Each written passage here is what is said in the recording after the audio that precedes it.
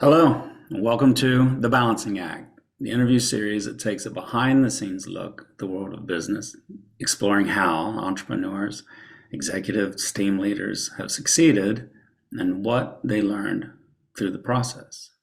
I'm your host, Cary Shields.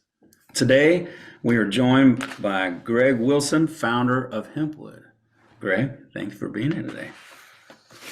Well, thank you for having me coming in from Murray, Kentucky, in the far western reaches of the state. Yes, beautiful area over there.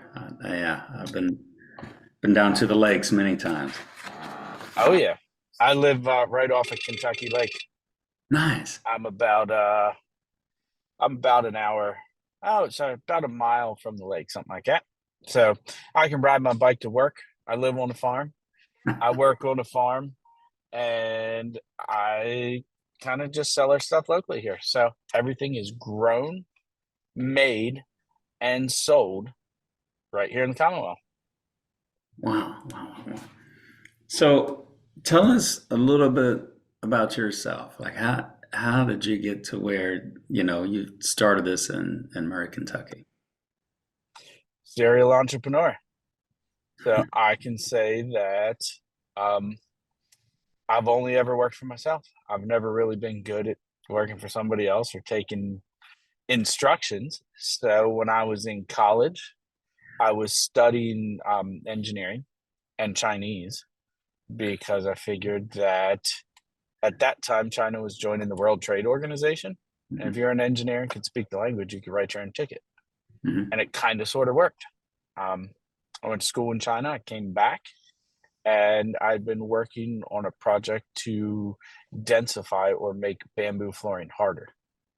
Oh, And so, in working on that, I turned the process into an algorithm when I graduated college and was staring down, sitting in a cubicle, or gone back to China and trying to figure my own thing out.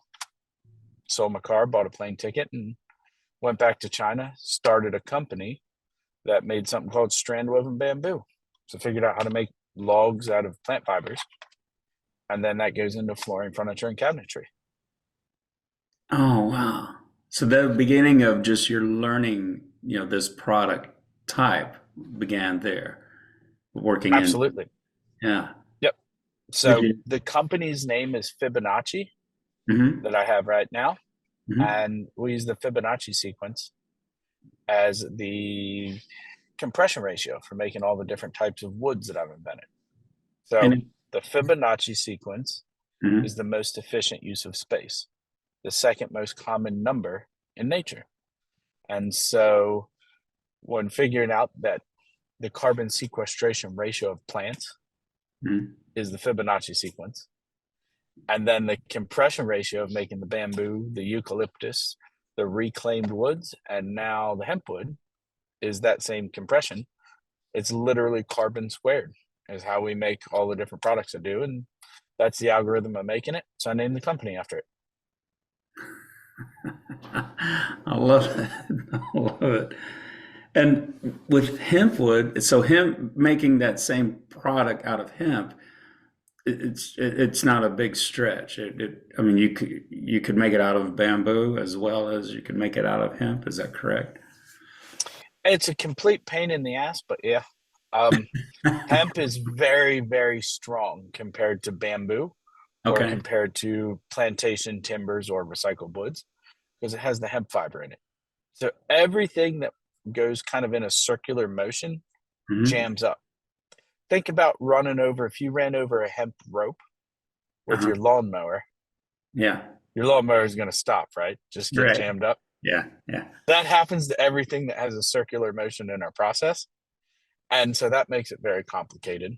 And then working with a plant based glue, because all the other products we used petroleum based glue, typically Yeah. formaldehydes, are the best and cheapest wood based glues, but they're not good for people. Right. And since I started to have serious health conditions from working in the mills with formaldehydes, Mhm. we developed a soy based glue thanks to the folks at the United Soybean Board and the Kentucky Soybean Board. They sponsor the research at Murray State, which is how I ended up here, Mhm. sponsoring the soy glue research. And Oh, the nice. Kentucky Department of Agriculture sponsors the hemp research because Murray State is not a land grant university. And Mhm. so in 2014, the Farm Bill passed, but the DEA was still telling all the big schools that were accepting federal dollars, don't touch it. And Murray State said, here's our opportunity to slip in. And they got their seeds through customs and planted it. And when the DEA showed up the next day, they said, we're here to confiscate these seeds. They said, there's about 2 acres of them out back if you want to start picking. And that's how Murray State University planted the first legal hemp in the United States since World War II. Yep. That is great. And Murray's a unique town in Kentucky, right? It's what's the how do you refer to it? Self home rule.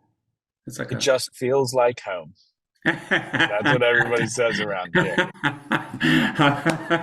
That's great. That's awesome. So okay, so hemp. Then you got now you take hemp and you're using again soy glue. So all very natural, right? And then the process of actually making it into board. So it's there's I know of a drum company that uses hempwood, and in their conversation, I saw them at a trade show, and in their conversations, they talked about the time period from plant to snare. It was a drum maker, plant to snare drum versus tree to snare drum. That time frame, and their point was, so we're not devastating forces and then waiting, for these forests to grow back. Is that is that part of your offering, like with hempwood? Is it more? I know on your website, and I know I've seen it's like sustainable. Can you speak to that, or can you tell us just a little bit about that? Because we don't know. Oh, yeah. So we're planting hemp right now. It is a rotational crop, just like a row crop. You plant it like winter wheat or like wheat. Okay. And so we will plant it May 1st, plus or minus 2 weeks. We will harvest it in August or September. So it's about 4 months um, to be able to go from seed to actually harvesting it and bringing it into the shop here. And then it takes us about 2 to 4 weeks to make the hemp wood out of it, Wow. where everything's grown locally within 100 miles of us. 85% of what we're doing this year is grown in Callaway County. And so, or at least Western Kentucky, maybe Graves County too. Yeah. And so 2 to 4 weeks we make the wood, and then 2 to 4 weeks we make the flooring. So it's a 5 to 6 month process from going from a seed to the floor or table, or in what you're talking Mhm. about there, the drum in your house. Yeah. That's awesome. And when did you start Hempwood? What year was it that it? So Hempwood was founded on Pi Day in 2018, and we opened our first full scale facility in August of 2019. We opened our second one in July of 2021. Awesome. Awesome. So, is this a well-known product? Not at all. It's just getting out there. We're starting to win a lot of awards. We're known as kind of the prettiest girl at the dance, but not too many people have showed up yet, whether it's sustainability, healthy materials, or kind of the made in America thing. We're going upstream on every endeavor that Okay. we have going on here. So if you think about it, like not too many people know that one of the largest causes of respiratory issues or cancer in the United States is the materials that go into your home or your office. Lead paint, asbestos, formaldehyde, even vinyl chloride. 60% of your flooring in the United States is vinyl flooring, known cancer causing agent. Yeah. Yep. And as So you're everybody who's listening to this, take a look down and see what you got under your feet. yeah, yeah, exactly right. And all that cutting, the dust, it becomes particles that you inhale, and so yeah. Well, no, even indoor air quality. What off gases in your Oh, home from vinyl chloride It's horrific. It was actually discovered when the Germans were coming up with their gas warfare for World War One. Hmm. Ammonium chloride, vinyl chloride was one of the things that they were testing as well, because it has the same off gassing as what was used for gas warfare. That train in Ohio last year, East Palestine, Hmm. that was headed to a vinyl flooring mill. That's the chemicals that make your flooring. They had to Oh, evacuate the whole town and shut it down. Yeah. yeah, those poor individuals. Yeah, like the effects on those individuals. Oh my Lord, it's horrifying. Oh yeah. Actually, right by us in Calvert City, Kentucky, there's a Mhm. $100 million EPA lawsuit against a vinyl company here because the cancer rates are like 5 times the normal directly surrounding their facility. Oh, So people need to just understand and make a choice of what's going in their home, because yeah, cheap doesn't mean good. that's right. That's Oh, right. oh yeah. Also, made in America. Like a lot of times, what happens is the dirtiest stuff is made overseas, where you don't Yeah. have the same rules and regulations of how you do it. Hmm. And the sustainability factor. Like, is it a good idea to have like Brazilian cherry, where you're cutting down a 200-year-old tree, Right. or should you go for something that keeps your dollars in the local community? Yeah. That you can get on our YouTube channel, look up HempWood, and you can literally see all the people making the flooring that goes into your house. And people call sometimes and say, I can go to Lowe's and I can buy vinyl flooring for $3. Why is your flooring $8 or $10? And I say, well, I'm bleeding 3 times from making your flooring today. That's the reality of when you're buying something made in America. They'll Right. say, hey, can you make this pigment a little bit different? And I'll call Matt in the shop and be like, hey, add 2 parts white to this order.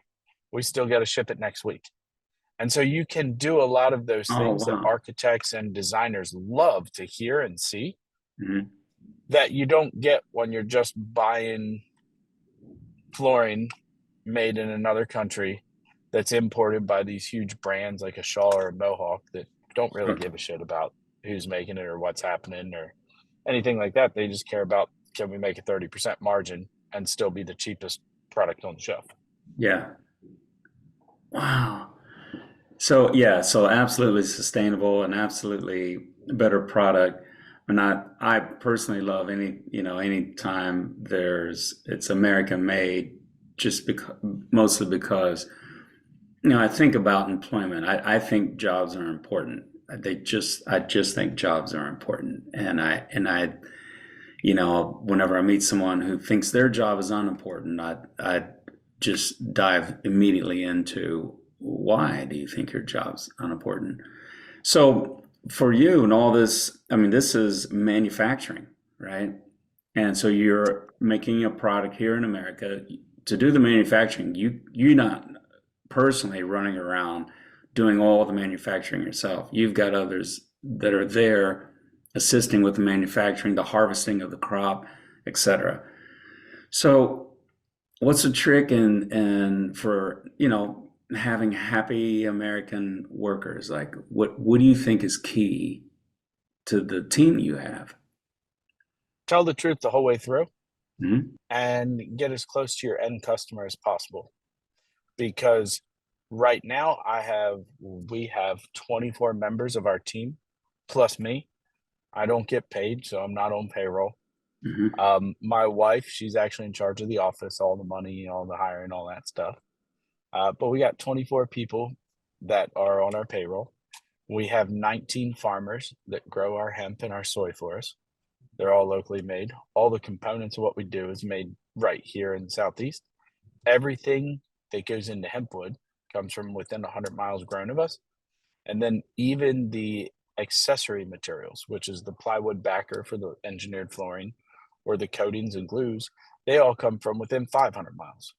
So our supply chain is very short. Um, and if we can deal with our customers direct, being so new to what we're doing, Hmm. what we're finding is our best customers are schools and universities. Like we're doing 3 schools in Warren County, Kentucky, Bowling Green, right now, because they've figured out that having a healthy natural material Hmm. leads to better indoor air quality. And these studies are done by Harvard and done by the National Institute of Health. Indoor air quality leads to higher cognitive ability, higher test scores.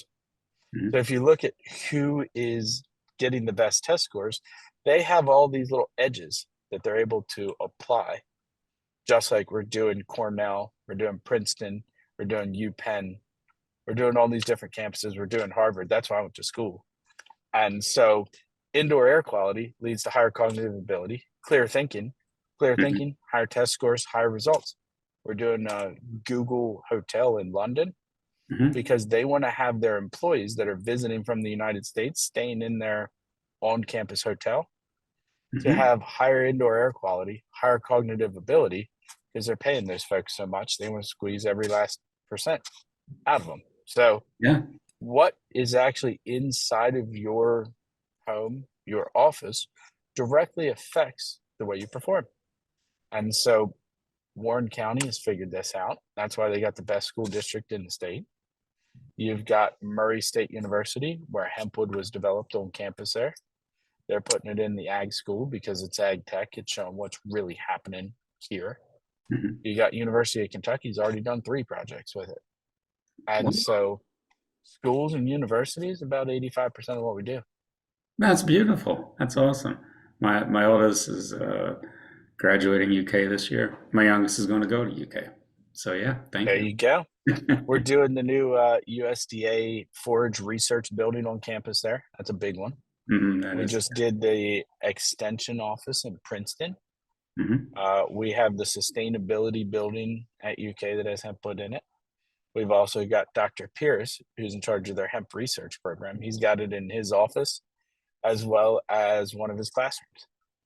Wow. So the once you have the hempwood boards, right, and you're now it's put into use. Looking at your website, it looks like there's nothing you can't create with it. I mean, you're not creating snare drums, but I already knew you could. But there's all this other stuff. Like, what are you mostly creating? Is it flooring, paneling, furniture? What do you mostly build? Flooring is our primary.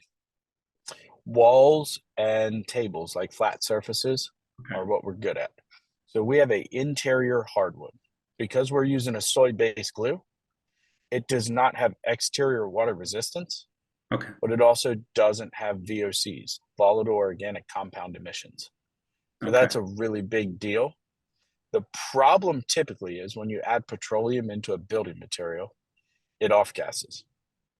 And so if you're trying to do something cheap and waterproof, then it's going to have VOC emissions. And that's the same as like pressure treated wood. You're not supposed to use inside because you're Hmm. adding petroleum products into it. You're not Okay. supposed to use lead paint. You're not supposed to use even oil based paint now because of the VOC emissions. And so vinyl flooring falls under the same category. All these different chemicals that actually are cheaper and perform better, but are bad for you. Right. And so you got to kind of make a choice. And we say, what we have to do is we have to engineer the product to be the correct solution for the customer, whether it's you putting it in your office that I see behind you there, Hmm. or whether it is University of Kentucky or Warren County or the federal government. We're even doing JP Morgan's walls. We have to put it in different formats Hmm. to be able to make it perform properly because we're using a natural product. Right. So the hemp fibers make it difficult for processing a whole bunch of different crazy designs and profiles. So Hmm. you'll notice a lot of what we do are flat surfaces, beveled edges, rounded corners, tables, Yeah. desks, Yeah. flooring. Additionally, putting it on a engineered format, which means a multi-layer cross-directional, because we'll stack it like that. Okay. That allows you to make larger surfaces that are not going to cup and bow and warp because the tensions of expansion and contraction when exposed to moisture, whether it's humidity or water, it stays flat because the forces are working against each other. So using physics, because Okay. physics is a higher science than chemistry. So mathematics is at the top of the list. the mathematics of making the product with the Fibonacci sequence, Right. drop down into the physics of putting it in a format that balances it, because that overpowers the chemistry of using a plant-based glue, which is more natural, but more susceptible to water, things like that.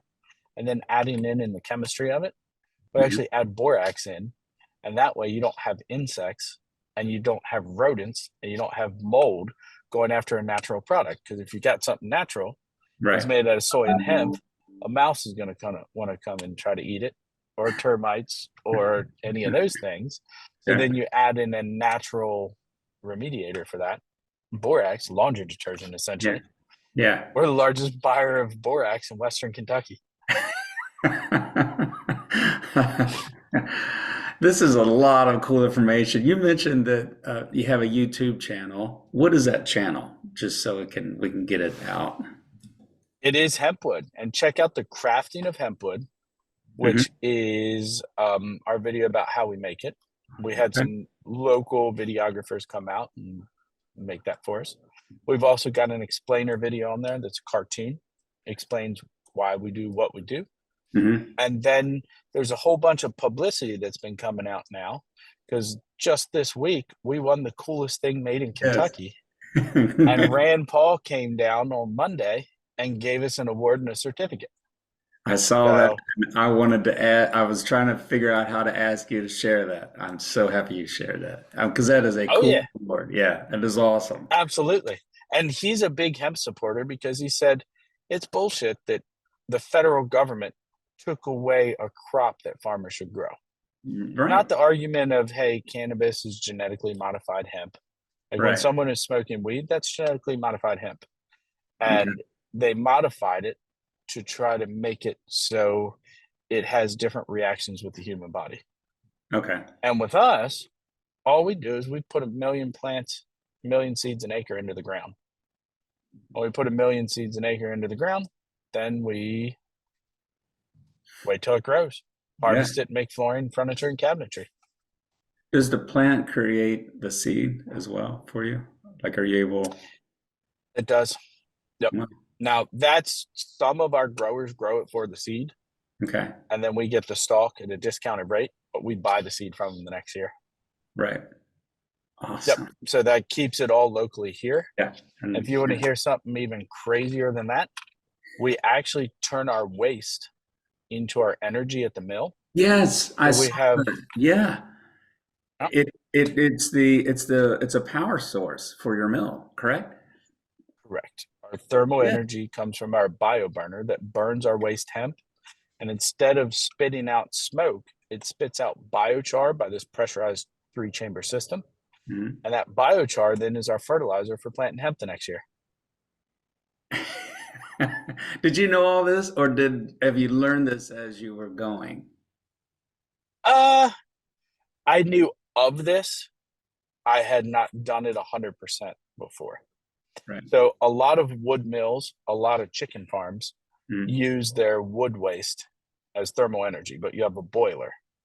The difference that we did this time is we used a bio burner, so it's an open pressure system that allows you to set the different burn rates, higher temperature, lower time, Okay. pressurized. So it spits out biochar, or more ash rather than more smoke. And then Okay. it heats a fluid, and that fluid goes around the mill, the ovens, the kilns, the dryers, the building, circles back and gets heated up again. So we're actually just heating a fluid that then gives all the thermal energy in our radiators in the mill, circles back and gets heated up again. Wow, that is awesome. I love it. And so you're learning, you're building this as you go. How many key personnel do you have? Like literally, are the ones that you're speaking with on a daily basis, or is it all the employees, or are there some leaders within your team that you're looking to handle certain aspects of it? So I make a point to be the first person everybody sees every day.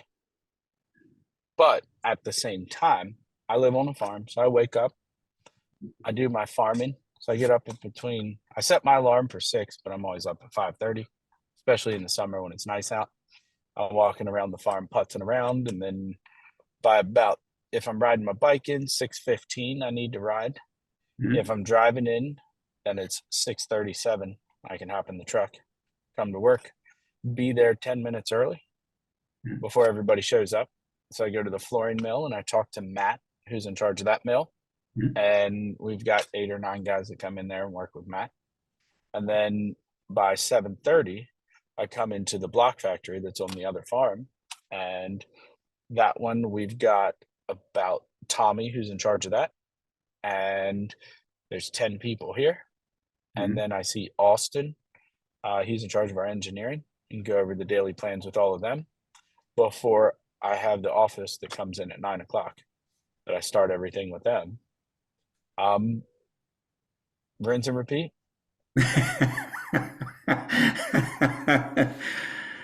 Sven, I love it. Let me ask, what would you, with all this that you have succeeded in, right? I mean, this isn't your first dance anyway, right? Plus this, which you're still like, yeah, it's not, the product's still getting known. You're still in the process of letting people know you've got this new cool peanut butter, so to say. You got this new cool wood, right? It's the coolest product made in Kentucky, right? We know that now. So, of all these successes with HempWood or in your life, what what is the greatest success you feel out of what you do? Personally, Mhm. working for myself, charting my own path. Um, I'm a little bit different. I'm weird compared to everybody else. I look at money as a means of keeping score of what you did. It's literally just numbers on a piece of paper or in a computer system. I try not to let that control what I do. Yeah. And people come all the time and tell me all these crazy ideas of how you can spin it into whatever and make more money. And I just say, well, then I'm not really doing what I set out to do. I set out to grow, make, and sell something locally.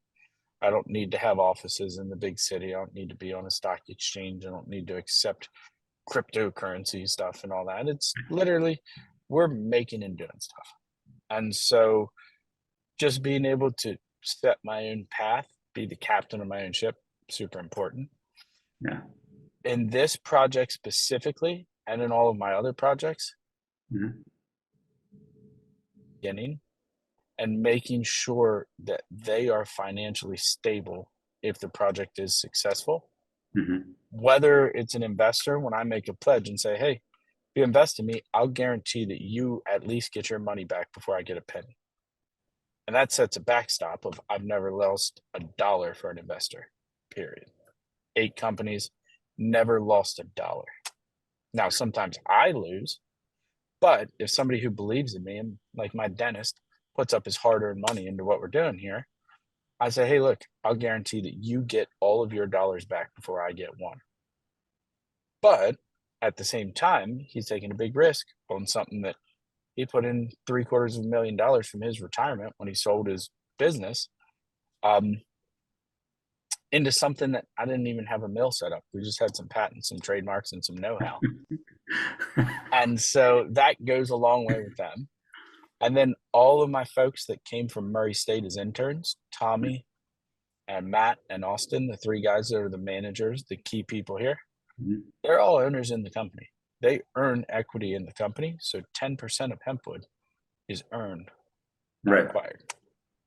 Nice. And so if 10% of the company goes to the employees, those guys work 58 hours a week. That makes it a little bit easier when you're sitting there on a 12-hour day going, well, shit, at least I'm working for myself. Mhm. And if we hit our targets and do what we do, then those guys will be financially independent Mhm. by the time they're 30 years old. Yeah. And then they can choose to follow the same path of what I do if they want to, saying, hey, you know, I don't have to be beholden to any salary. I don't have to be beholden to any mortgage, things like that. Mhm. Because as soon as you get those responsibilities and those hooks hooked into you, it's pretty hard to get them off. Yeah. That's right. That's totally right. Interest, taxes, and insurance are a real thing. Yes, indeed. That's right. I love it. Awesome. So Well, I'll ask my final question, and especially if if there's with you would-be investors, if someone wants to get in touch with you, Greg, how do you prefer they seek you out? easy, hempwood.com. Yeah. You can find all the different ways to get a hold of us. We Okay. got our phone number on there, which is all Fibonacci numbers. We got the address to the factory, which are all Fibonacci numbers. Or you can just email me. It's gwilson@hempwood.com. Or you can Okay. find the email on there, sales@hempwood. It's pretty easy to seek us out. We're the only people in the world doing hempwood. So if you Google it, you'll find us. The whole world. Well, that also makes it the coolest thing produced in Kentucky. Oh, yeah. You can't get it anywhere else but Kentucky. So that's awesome. That is awesome. Greg, thank you so very much. All right. Well, All righty. Well, thank you for having me. yeah, and to close it down, the for the viewers and listeners who take in this episode, I think this is going to be an awesome episode. I appreciate those who have checked it out. If you would, subscribe at the bottom so that you'll be aware of other episodes as they come, and run out to the HempWood YouTube channel. Check what they're teaching us out there, and look for it, and use their materials. So I'm a host, Cary Shields, and I guess until next time, stay in balance.